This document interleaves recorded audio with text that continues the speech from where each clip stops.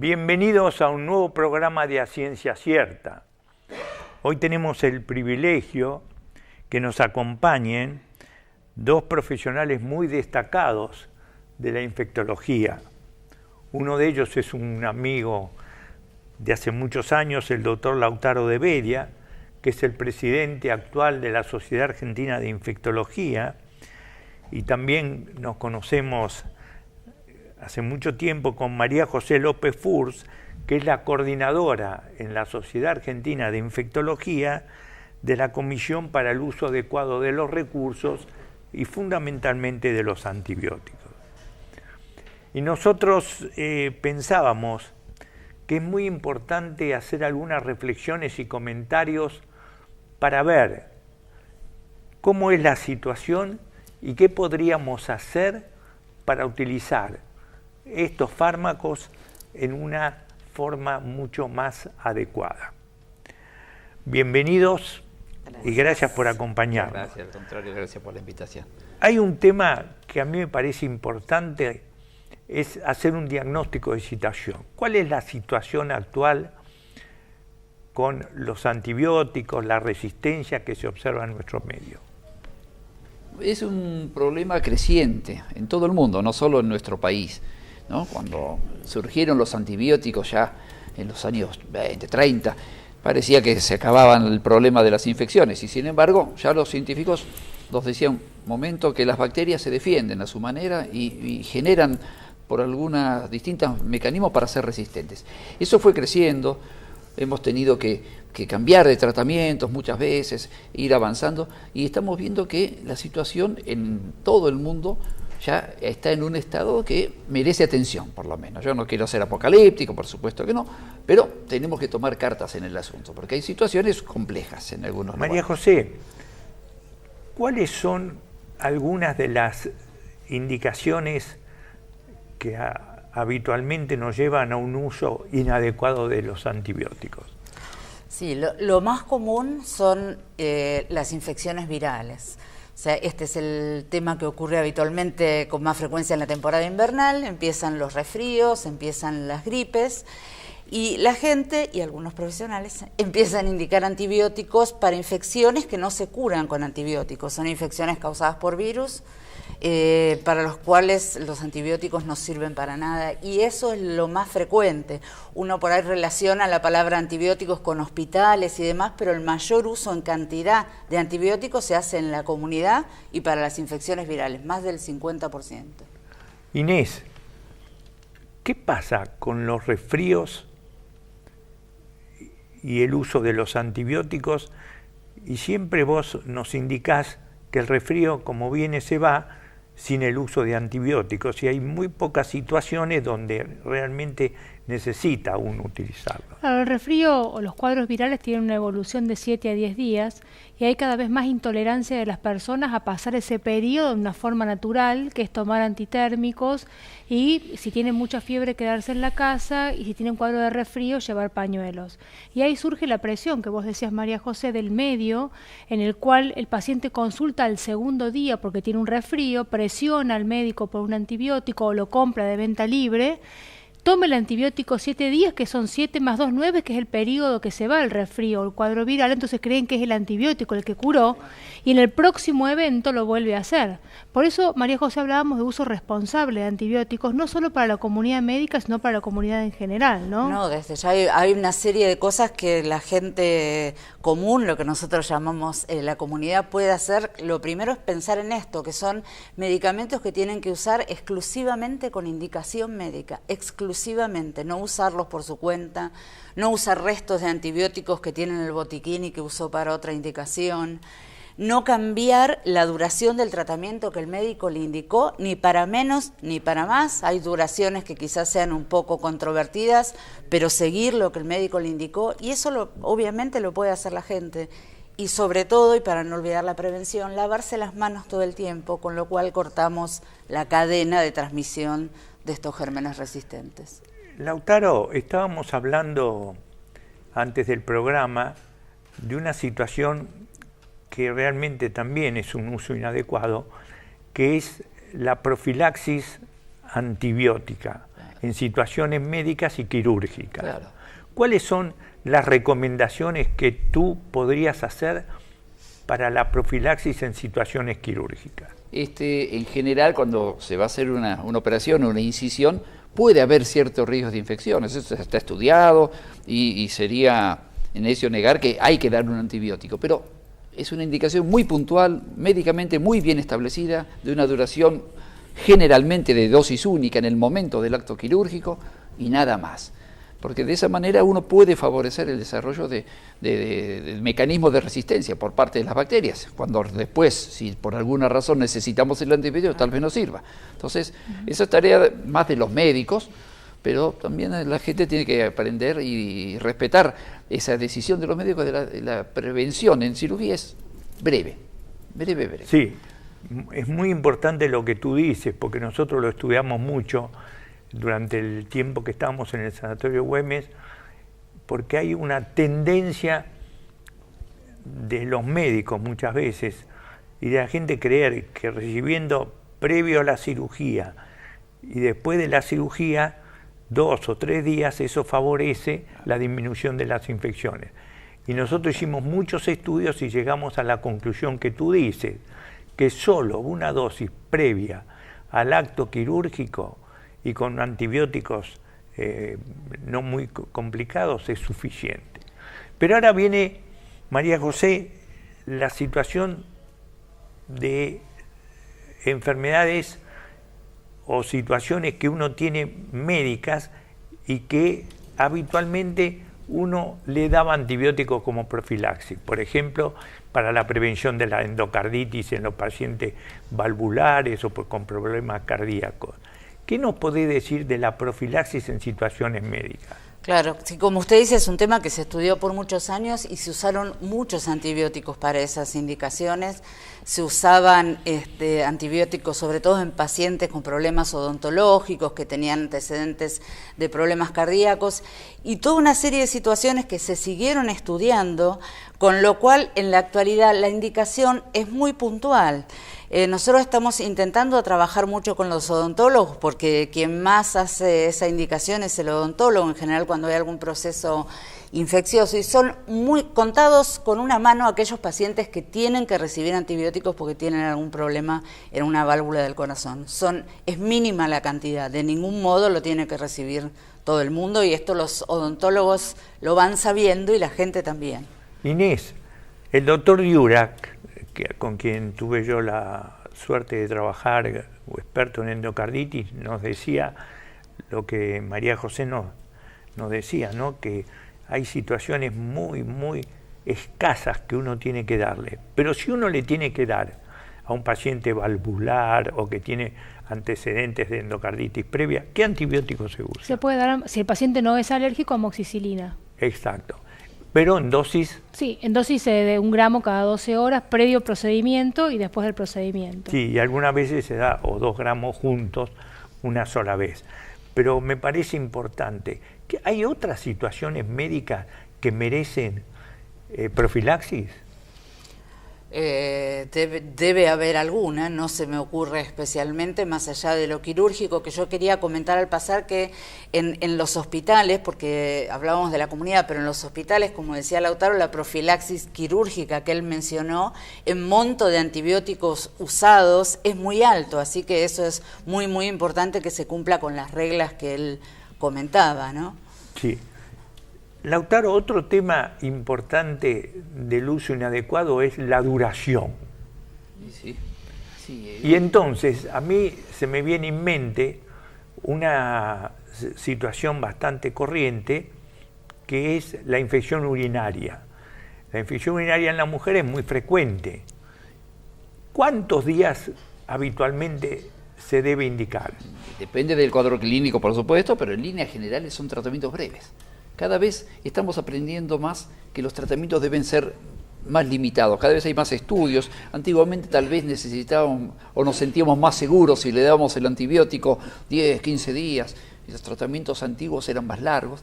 Y en los últimos años hay muchísimos trabajos científicos que van mostrando que los tratamientos, cuanto más breves, más cortos, son igualmente efectivos y tienen menos consecuencias negativas en cuanto a posibilidad de resistencia. En las infecciones urinarias más simples, con 3 días de tratamiento. A mí me parece muy bien, 3 a 5 días, salvo en los varones, que muchas veces uno les da un tiempo mayor.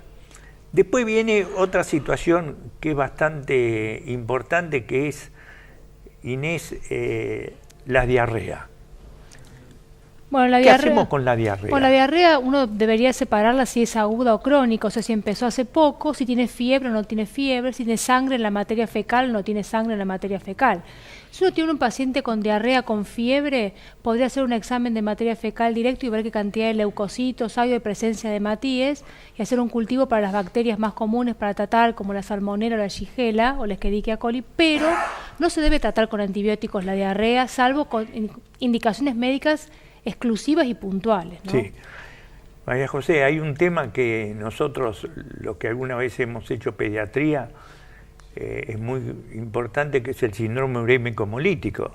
Y lo que aprendimos en el síndrome urémico hemolítico, que son chicos que tienen diarrea con sangre y no orinan, que el uso de los antibióticos no ayuda, sino que hace mal a la evolución de la enfermedad. Sí, está claro, y que algunas enfermedades, y la que usted nombra es el ejemplo por excelencia de eso, donde aunque el estímulo inicial sea una bacteria, el tratamiento con antibióticos no mejora al paciente. De hecho, hay cuadros de diarrea, ya que mencionamos la diarrea, causados por el mal uso de antibióticos, por el mal uso y a veces no por el mal uso, por una indicación correcta, pero que pueden provocar diarrea. Así que es un tema muy importante. No debe ser, como usted dice y como dice Inés, diarrea sinónimo de antibióticos, de ninguna manera. Exactamente. Queridos amigos, ustedes escucharon 2 invitados muy importantes, a Inés, de algunas situaciones que si somos más cuidadosos podemos disminuir mucho el uso inadecuado de los antibióticos. Lautaro, el problema del uso combinado de antibióticos, es decir, cuando salieron los antibióticos se pensó que con la penicilina se resolvía todo. Cuando vieron 2 antibióticos, en vez de 1 se usaban 2, después se usaban 3. ¿Qué nos podés decir en relación a la combinación de antibióticos y el uso racional de la combinación? Bueno, es una herramienta que tenemos, con que contamos los médicos, pero que debe ser usada en situaciones muy puntuales. Por ejemplo, una infección muy grave, en terapia intensiva, un paciente que uno no sabe todavía cuáles son los gérmenes posibles. En algunas situaciones uno puede por ahí utilizar 2 antibióticos, a veces un tercero, hasta que cuente con los resultados de los estudios, los cultivos. Y bueno, y en ese caso sí, obligadamente tenemos que bajar, desescalonar, como decimos, para que ese antibiótico, ese triple esquema antibiótico que pusimos inicialmente, cuando vimos que es tal bacteria, bueno, vamos y simplificamos el esquema. Me parece muy bien. Son situaciones muy puntuales. Sí, me parece muy bien. Hay una situación que se llama tratamiento empírico inicial de infecciones severas o de situaciones especiales, en el recién nacido, en pacientes neutropénicos, en sospecha de infecciones muy complicadas, donde uno hace un tratamiento combinado amplio y después del 48, 72 horas lo evalúe, va sacando algunos antibióticos y va dejando los que le parece que son importantes. Inés, ¿qué pasa con la resistencia? Bueno, resistencia es cuando un antibiótico que se podía usar para determinada enfermedad deja de poder usarse. A veces las personas pensamos que si yo uso siempre el mismo antibiótico genero resistencia, pero la resistencia no es individual, ¿no, Lautaro? Hablamos de resistencia global, que es un antibiótico que uno usa habitualmente para una enfermedad en una ciudad, por ejemplo, y al haber un mal uso de ese antibiótico, un uso no responsable, se genera resistencia, como solemos ver en Buenos Aires con algunas infecciones urinarias o el cambio que hay para la prevención en infecciones de piel, ¿no? Claro, porque las bacterias generan mecanismos genéticos que les hacen poder ser inmunes a ese antibiótico. Bueno, María José estudió mucho ese tema de las infecciones en piel. Tuvimos el privilegio de trabajar mucho en ese tema. En Buenos Aires, por ejemplo, un tema que muchos médicos no lo saben. Ayer vi una paciente medicada con un antibiótico, pero que es un antibiótico que ya no es eficaz para las infecciones de la piel, porque la bacteria, el estafilococo, cambió y ahora es resistente. Ese antibiótico tan común que usamos hasta hace 7, 8 años usábamos, ahora ya no, porque la bacteria cambió. La bacteria El término de generó resistencia es una mecanismos. responsabilidad para los agentes de salud que lo prescribimos y para la comunidad. Y no es individual la resistencia, es global. Exactamente. Eso es importante, por eso es importante el lavado de manos y el control adecuado de prescripción adecuada de antibióticos con la infección y con la documentación de la infección, ¿no? Sí. María José, ¿por qué no nos comentás un poco cuáles son los problemas por la resistencia que Inés decía de las situaciones en muchos hospitales, sanatorios e instituciones? Sí, lamentablemente, aunque uno pretende lo que uno dice no sea apocalíptico, como comentaba Lautaro, algunos hablan de que estamos llegando a lo que se llama la era posantibiótica, ¿no? Donde frente a algunas circunstancias y al lado de la cama de algunos pacientes, lamentablemente casi no tenemos opciones de tratamiento.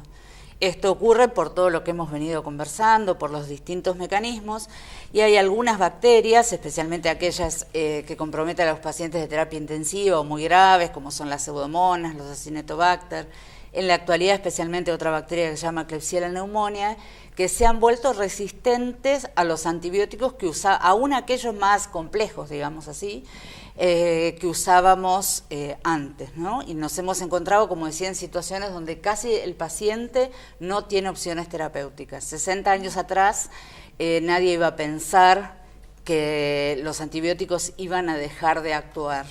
Muchos de ellos dejaron de actuar y estamos en situaciones complicadas. Algunas de ellas las podemos revertir, para eso estamos acá, porque creemos que hay cosas que se pueden hacer, ¿no? Bueno, eso es una cuestión que vos decís claramente. Las unidades a veces cerradas de terapia intensiva, cuando trabajamos ahí sabemos qué germen tiene cada unidad, ¿no? Es una cuestión de que lo que volvemos a hablar, la resistencia no es de un paciente que está acostado en una cama, sino que se transmitió la resistencia y las bacterias se han adaptado a los antibióticos modernos y le han generado lo que llaman plásmidos o algunas circunstancias en su estructura, y a veces hay gérmenes que están colonizando pacientes, por ejemplo en las vías vesicales, vías urinarias, como un germen llamado KPC, que el paciente se va de alta con el germen y no hay tratamiento para darle, y uno lo que espera es que no haga fiebre cuando se va de alta, ¿no? Para no generar, porque realmente se podría haber evitado esa infección con un lavado correcto de manos entre paciente y paciente. Claro, por eso nombrábamos al principio el lavado de manos en la comunidad. Si en la comunidad es importante, a nivel hospitalario es súper importante, y uno no puede separar el tema de resistencia bacteriana del tema de prevención, de lo que se llama prevención de infecciones asociadas al cuidado de la salud. El hospital tiene que ser un lugar donde uno pueda ir cuando está enfermo y no un lugar donde lamentablemente se puede adquirir una infección. Las medidas para prevenir eso son bastante simples. La primera, como ustedes dicen, es lavarse las manos, la comunidad y los médicos. Lautaro, uno de los temas que realmente nos preocupan, como decía María José, es que hay veces que estamos frente a un paciente y decimos, ¿qué le usamos? Y ahí viene la importancia de recordar algunos antibióticos que se han dejado de utilizar y que son muchas veces más activos que los de amplio espectro y los que se utilizan habitualmente. Un ejemplo es que nosotros estudiamos, por ejemplo, el asunto de un germen bastante importante, que es la Pseudomonas aeruginosa.